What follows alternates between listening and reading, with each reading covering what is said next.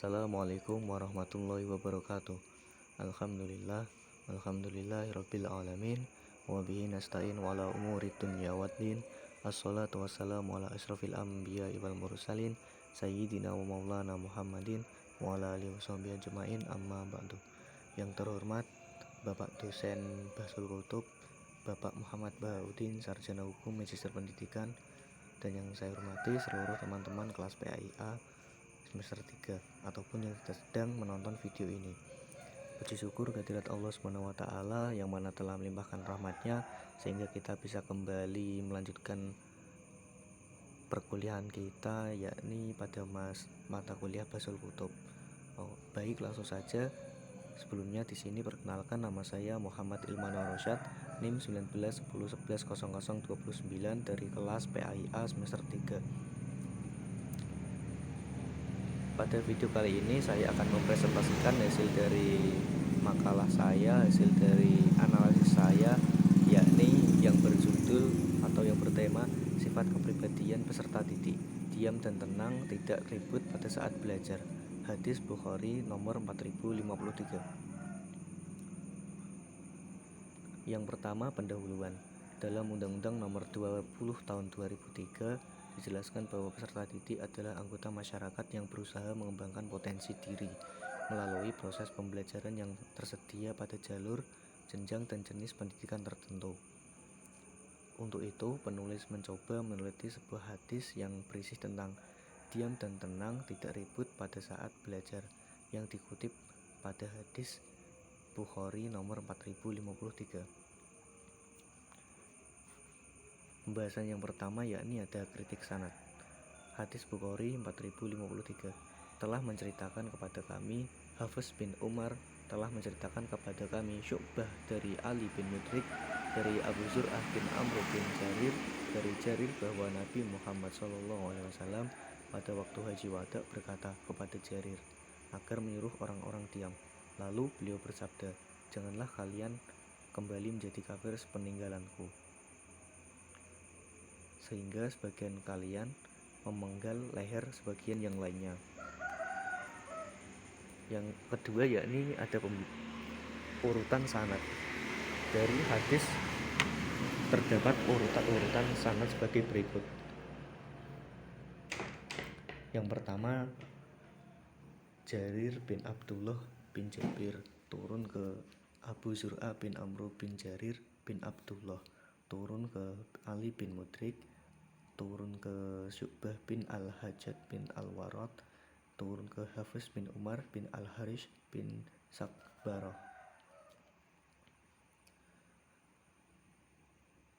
Selanjutnya yakni ada biografi perawi. Nama lengkap Jarir bin Abdullah bin Jabir, kalangan sahabat, kunyah Abu Amro, negeri hidup Kufah, tahun wafat 51 Hijriah. Dan ada komentar ulama yakni adalah Jarir bin Abdullah bin Jabir adalah sahabat. Biografi yang kedua yakni ada Abu Zur'ah bin Amr bin Jarir bin Abdullah, kalangan tabi'in, kalangan pertengahan, kunyah Abu Zur'ah, negeri hidup Kufah. Dan yang ulama berkomentar, yang pertama Yahya bin Ma'in, komentarnya adalah Sikoh. Ibnu Kharashi, komentarnya Saduk Sikoh. Ibnu Hibban disebutkan dalam As-Sikot. Ibnu Hajar Al-Asqalani, komentarnya adalah Sikoh. Biografi selanjutnya Ali bin Mudrik, kalangan tabi'in, kalangan biasa, kunyah Abu Mudrik, negeri hidup Kufah, tahun wafat 120 Hijriah. Ulama-ulama yang mengomentari yakni Ibnu Hajar, komentarnya Sikoh. Az-Zahabi tidak menyebutkannya, tidak berkomentar. Yahya bin Ma'in berkomentar Sikoh. An-Nasai berkomentar Sikoh. Abu Hatim komentarnya yakni adalah Sholih. Ibnu Hibban komentarnya disebutkan dalam As-Sikot. As-Sikoat. Al-Ajli komentarnya adalah Sikoh. Biografi selanjutnya yakni nama lengkapnya Syu'bah bin Al-Hajjaj bin Al-Warad, kalangan tabi'ut tabi'in kalangan tua. Kunyah Abu Bisham, negeri hidup Bashrah, tahun wafat 160 Hijriah. Ulama-ulama yang berkomentar yakni ada Al-Anjali, komentarnya Sikoh Sabat. Yang kedua ada Ibnu Sa'd, komentarnya Sikoh Ma'mun.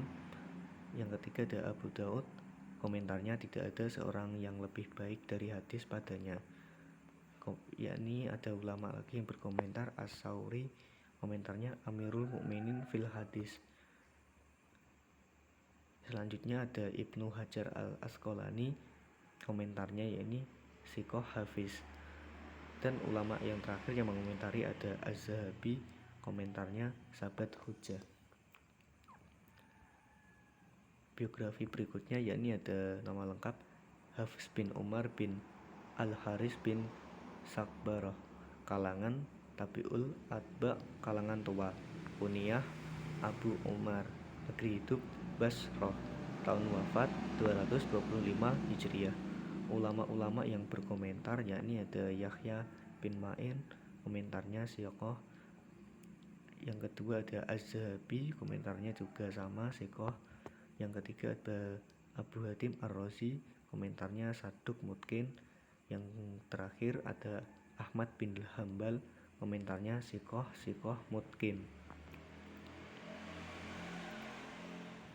Pembahasan setelah biografi tadi yakni ada kritik eidetis atau kajian linguistik.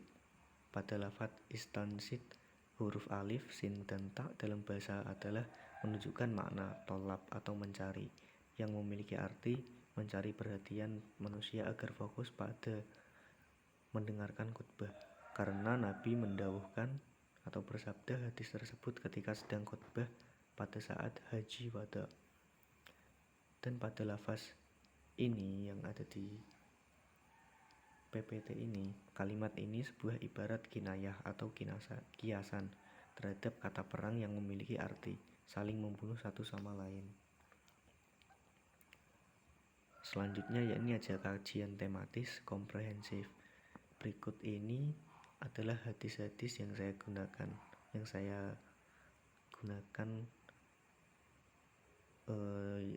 yang sebagai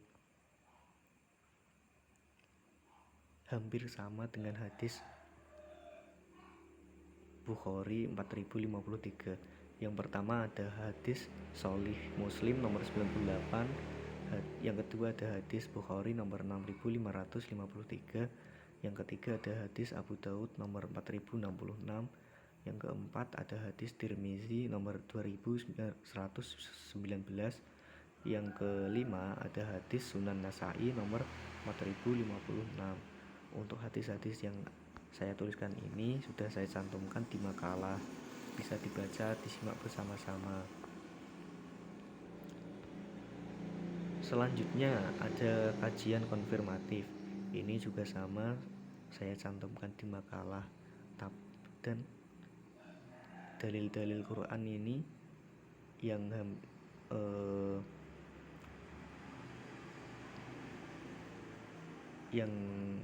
istilahnya hampir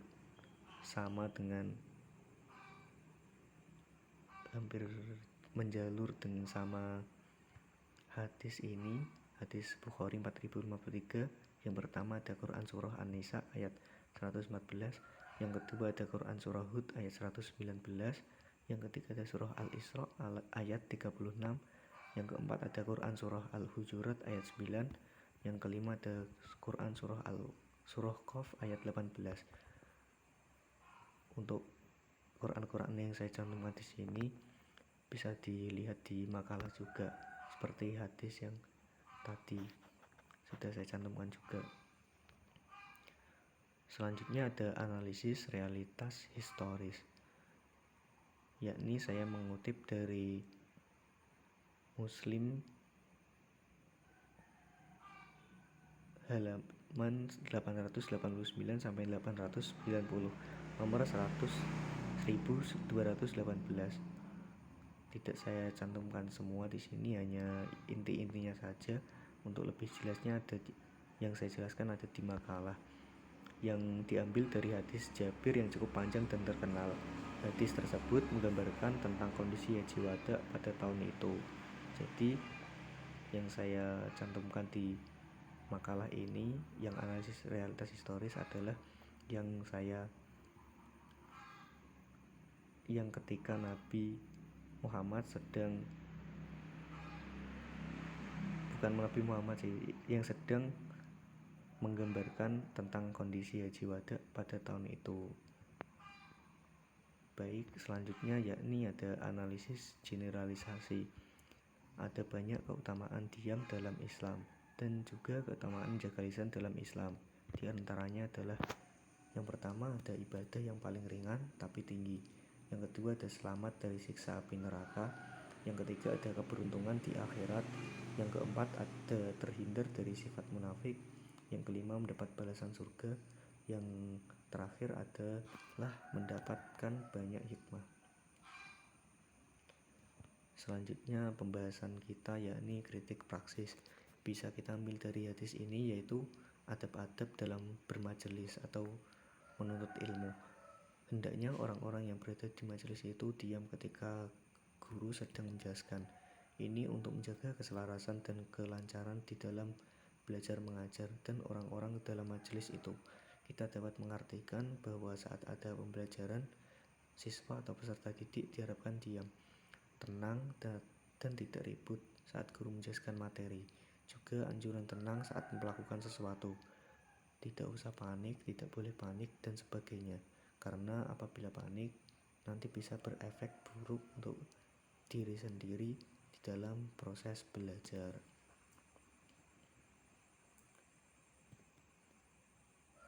Kesimpulan dari makalah ini, dari presentasi ini adalah etika menuntut ilmu kepada peserta didik ketika belajar di sekolahan. Hendaknya diam dan menyimak apa yang telah disampaikan oleh seorang pengajar. Ini yang bersifat membangun sinergi yang positif, bahwasanya sifat kepribadian peserta didik ketika pada saat pembelajaran guru menyampaikan materi hendaknya diam dan tenang dan tidak ribut.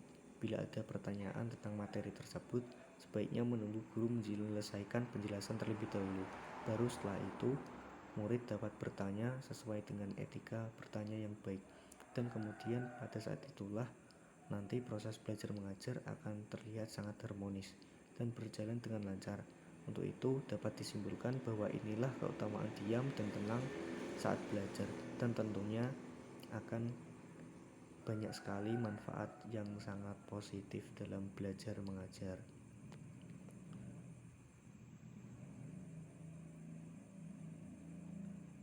Baik, mungkin itu saja dari presentasi saya.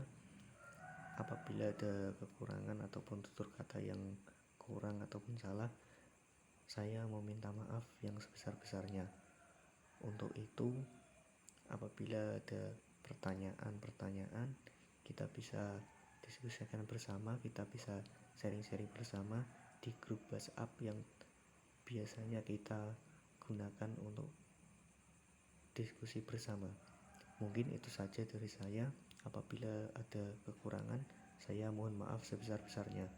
Wallahul muwaffiq ila aqwamit thoriq. Assalamualaikum warahmatullahi wabarakatuh.